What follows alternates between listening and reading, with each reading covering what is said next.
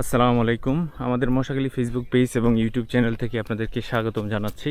এই মুহূর্তে চলে এসেছি মশাখালীর যে নামার বন্ধ, এই নামার বন্ধের মধ্যে। তো এখানে যে ফসল, বোরো ফসলের যে আসলে কাটা হচ্ছে এখন পুরা মৌসুম। তো এখানে মৌসুমে দেখতেই পাচ্ছেন যে বিভিন্ন এলাকার যে লোকজন আমাদের এলাকায় এসে ধানের কাজগুলো করে থাকে। তো এখান থেকে আমরা দেখাচ্ছি যে দেখেন এখানে প্রায় 10-12 জন লোক আছে। তো তারা কত অল্প সময়ের মধ্যে আসলে এলাকার ধান আসলে কেটে ফেলছে। তো সেইটাই আসলে আপনাদেরকে দেখানোর চেষ্টা করছি। তো তাদের সাথে কথা বলে আমরা দেখি যে আসলে তাদের বাড়ি কোথায়, তারা কোন এলাকায় বিলং করে আসলে। ও ভাই, আপনার বাড়ি কই? হ্যাঁ, বাড়ি কোনখানে আপনার? আরো কাজ করবেন? এটার পরে আরো কাজ রাখা আছে? কোনটা করবেন? হ্যাঁ, আজকে নাই না? কত কাটা কাটেন?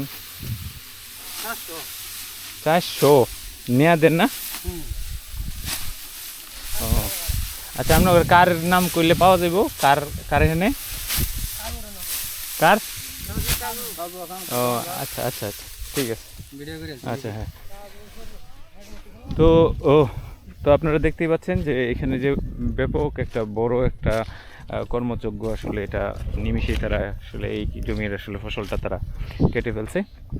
তো এই জায়গাটুকু তো একটা মানুষের পক্ষে আসলে খুব গরম, প্রচুর রৌদ্রের মধ্যে আসলে এখান থেকে কাটা আসলে ধানের যে ফলনটা ঘরে তোলা একজন কৃষকের খুবই আসলে কষ্টসাধ্য একটা ব্যাপার।